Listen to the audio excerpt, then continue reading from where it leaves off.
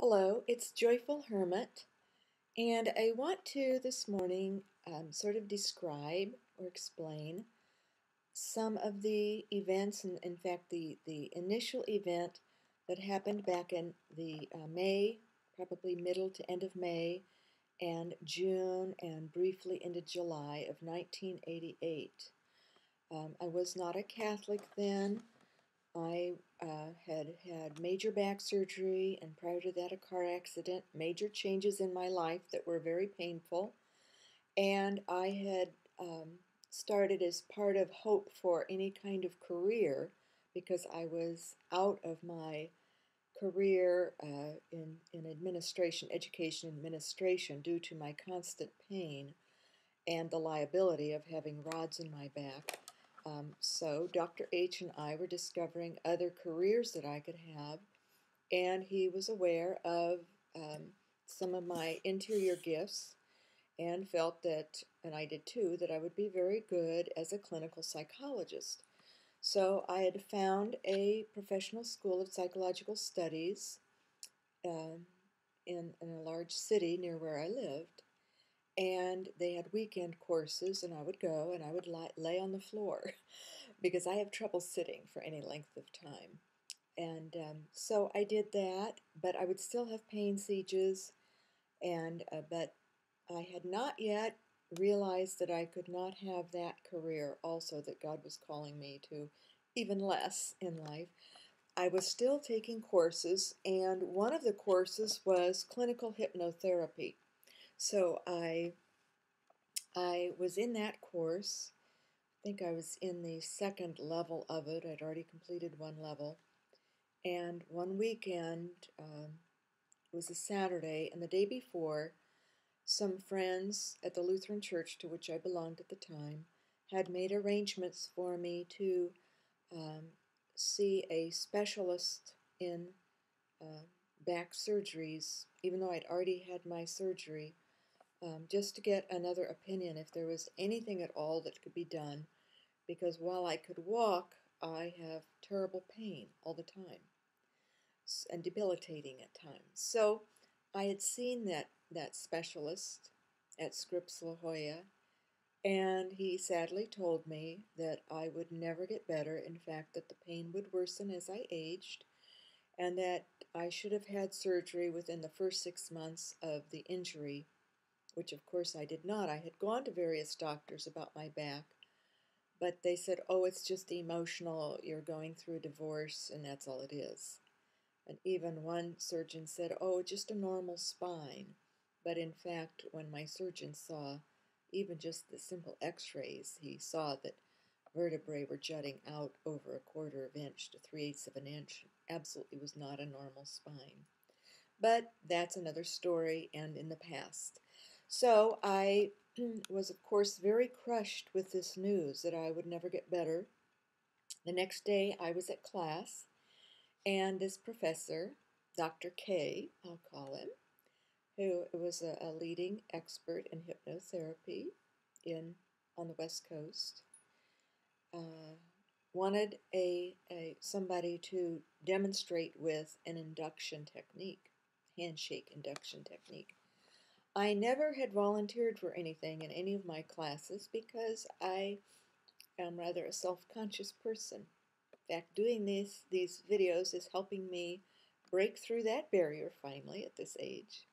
But I just sort of had this attitude, oh, so what? Who cares? My life is basically over and whatever. So I volunteered. And what happened was rather amazing. He did the induction technique and asked me to describe what I was seeing. And I was on this pathway, and this beautiful house, like a Victorian White House, was there. And he said, well, walk in. And it was very inviting, and I did walk in. And I was drawn to a back room, and he said, well, go into that back room. In that back room was a woman, not a Victorian woman. She was sitting at a slant-top desk. She had all this dark on and dark covering down. Now, remember, I was a Protestant, And she had little spectacles and a long feather pen, and she was writing in an old book. And I knew that she wasn't from the Victorian era, that she was from an earlier era, probably medieval, sometime in the medieval era. But she let it be known that she wanted to speak to me. So I said this, she wants to speak. And Dr. K said, well, let her speak. And what happened was the beginning of a most unusual event ever in my life, other than my death experience, which remains my peak unusual experience of my life. But she started speaking and had to sort of work through my vocal cords.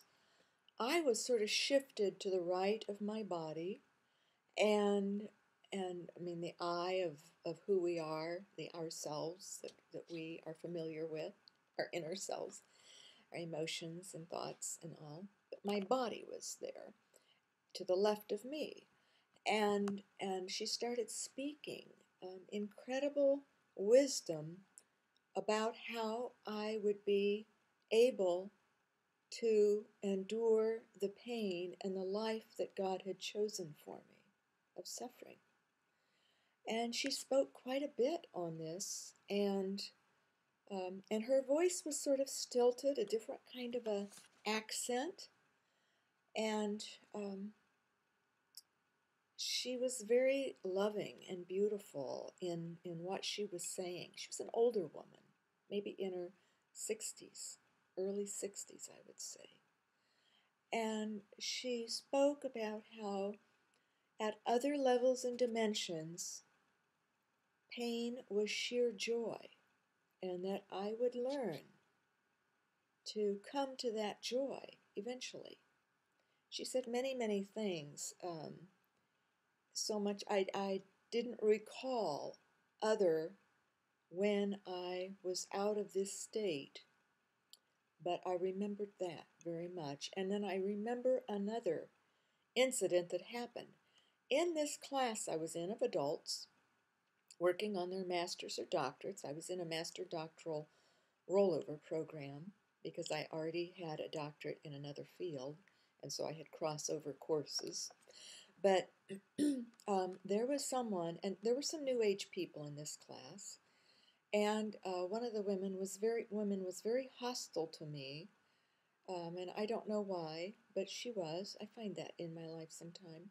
Maybe she sensed my Christianity, um, but this woman who was speaking through me recognized out in this classroom this woman and said, there is one out there who has a question for me. Is that not true? She said very forcefully. And I could sense who this medieval woman was picking up on. And so Dr. K said, well, have her ask, have her talk to this. And so she directed, this older woman directed to this woman in the classroom and said, you may ask your question now.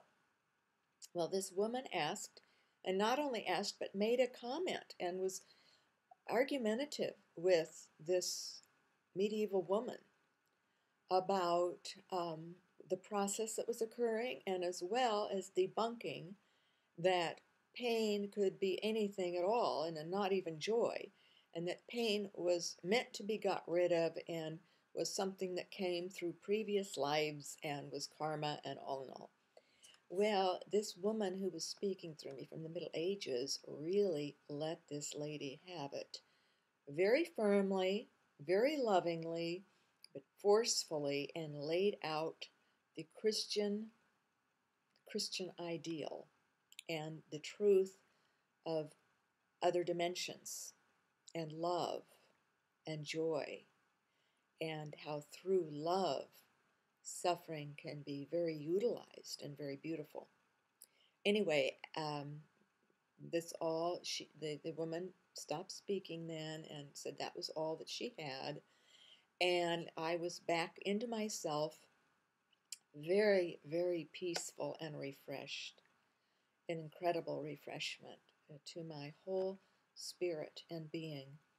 People, the professor asked for, said, everybody break, break, break, because it was just so astounding. People gathered around me and wanted to know what it was like, and I was very embarrassed, sort of humiliated, and couldn't say much other than it was very, very good, very good. I didn't tell them anything about the despair I was in when I went to that class regarding the news I'd had the day before from the surgeon. And one woman said, oh, she had tape recorded it. She would send me a tape recording of it. Well, later on, she called me and said that it hadn't picked up very well because she was too far away. And my voice was soft. This woman's voice through me was soft and also, like I say, a sort of a different accent, an Old English kind of accent or something. It was a strange accent, one that I didn't recognize, but I learned later more about it. And so Dr. K then asked for questions, and of course this one woman who was sort of put in her place by this old medieval woman tried to argue her point more and said, oh, this is just channeling. Some entity is channeling through her. And Dr. K said, oh, no, not at all. He said, this is something entirely different. He says, I'm very familiar with channeling and entities. And he said, this is not at all. This is something that I'm not familiar with. Later on, this Dr. K was writing a book, and he did contact me and asked me to write up the experience and what it was. And of course, I wrote about how it was of God and how it came from God. And I knew innately it from what I had read or from some New Age people I had known or had observed. Um, this was not anything New Age. This was divine. I knew it. And so anyway, that's what happened. And that led me then to immediately contact Dr. H and tell him what occurred. And that led Dr. H then to want to ask more questions and to find out, more. Did this woman have more to say? And she did. And then she introduced others who spoke. And not, I guess saying through me isn't quite right, but utilized me, utilized my body to get their spirit to give me wisdom. And what I found out after I converted to Catholicism, I never knew who this woman was till after I converted to Catholicism, and my godmother gave me a holy card of Teresa of Avila. It was that woman. I couldn't believe it. I couldn't believe it. Except the glasses always tricked me. And even when I went to Avila and took courses on Teresa of Avila and John of the Cross in Avila at a university there, I asked the professor, who was a renowned specialist in John of the Cross, if Teresa of Avila wore glasses, spectacles.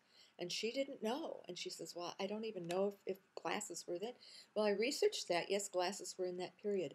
But it wasn't until I watched the very well-researched and documented DVD of Teresa of Avila. I think it's a 5 or 6 part series. And they showed her in her later years with spectacles on that I was at peace then. So that's a little story about how some of that began. It only lasted for, like I say, a couple of months, maybe 6 or 7 times of this unusual way of receiving help. And the help then that I am sharing with you now, 24 years later. God bless His real presence in you.